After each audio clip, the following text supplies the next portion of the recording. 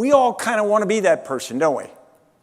Because we were raised at it. We want to say, don't worry about what I tell you to do, just do it, and we'll make great products and we'll make a lot of money. I grew up thinking that leadership was like being a chess master. In chess, 64 squares on a board, 2 opponents, each of them have 16 chess pieces with exactly the same capability. The only difference is the skill of the strategist. I thought when I went to Iraq that I'd beat Abu Musab al-Zarqawi because I was trained to do this. And then when I get there and I find out his chess pieces are different, I'm not playing against Zarqawi. I'm playing against 16 chess pieces which are connected and can act autonomously.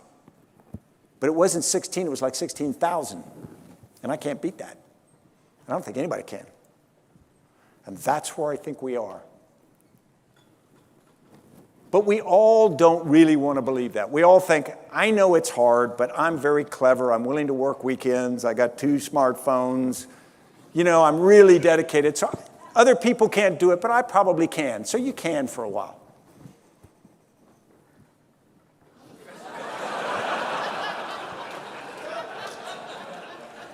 You can until you can't, right? It's not possible anymore. It's not that you're not as smart as your parents or grandparents. The game changed. It's not chess. And we think about what gets us somewhere. Typically, we start with our functional excellence. We're taught finance, we're taught engineering, we're taught science, and that gets us our job, that gets us in the room, that's our credibility. And then there are other skills that you may or may not have, and it just seem to be serendipitous. And then you get senior, and you're running something, and you say, well, you know, actually, those things I got in the room with, I don't do much anymore. I was trained to be very good shot with a weapon. But when I was a 4-star in Afghanistan, if I'm shooting my weapon, we got big problems. And that's the way it is with leaders in every organization.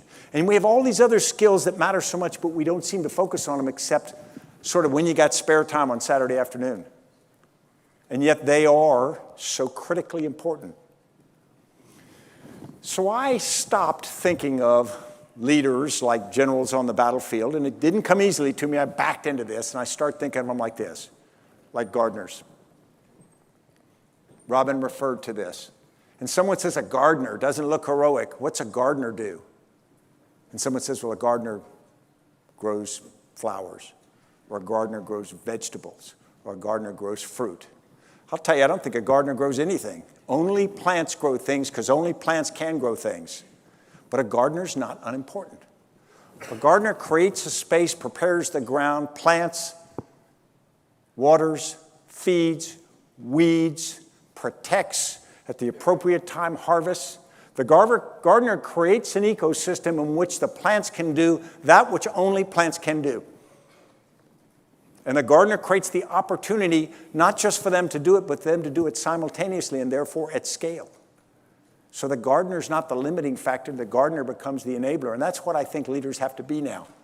It's not about ego because you have to step back from the days when you're the most important person making all the decisions to now where you are an enabler and an orchestrator, where you're really allowing other people to do that which they can do.